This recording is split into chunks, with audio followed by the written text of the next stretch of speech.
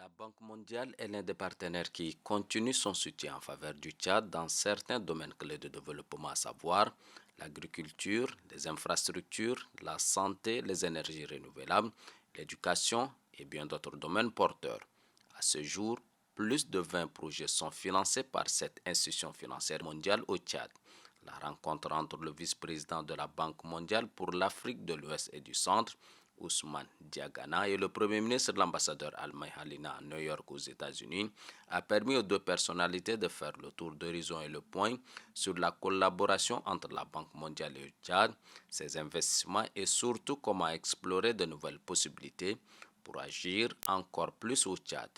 Le chef du gouvernement a exprimé à cette occasion sa gratitude envers la Banque mondiale avant d'émettre le vœu que la Banque mondiale soutienne encore plus le Tchad dans la gestion de la crise liée à l'afflux de réfugiés soudanais, la gestion de catastrophes naturelles enregistrées cette année et bien d'autres défis.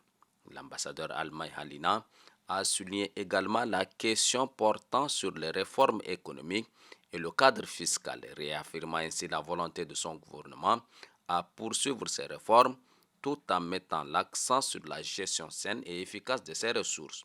Le premier vice-président de la Banque mondiale, Ousmane Diagana, s'est félicité de la bonne collaboration entre son institution et le Tchad. Ainsi, il fait montre de sa volonté et celle de son institution d'appuyer encore davantage le Tchad, car le Tchad mérite plus qu'un accompagnement des différents partenaires au développement. Le Tchad joue un rôle extraordinaire, un rôle extrêmement important dans l'espace sahélien. C'est un pays qui jouit d'une certaine stabilité et qui apporte, de par son expertise et ses moyens, des ressources quelque part pour contribuer à faire de l'espace sahélien un espace de stabilité, un espace de prospérité. Le Tchad est un pays d'accueil de beaucoup de réfugiés et nous savons que la présence de ces réfugiés impacte sur les ressources du Tchad, sur les services dont le Tchad dispose pour mettre à la disposition de ces populations. Donc nous avons également fait le point sur ça pour voir comment la Banque mondiale et la communauté internationale doivent aider le Tchad dans le cadre de ce rôle important qu'il joue pour la paix et la stabilité sur le plan mondial. Enfin, nous sommes dans un contexte de changement climatique. Et le Tchad est particulièrement affecté avec les inondations, telles que nous le voyons. Et ceci se traduit, bien entendu, par la perte des richesses des populations les plus vulnérables. Et donc tout ceci, pour pouvoir les adresser, il faut une réponse rapide de la communauté internationale.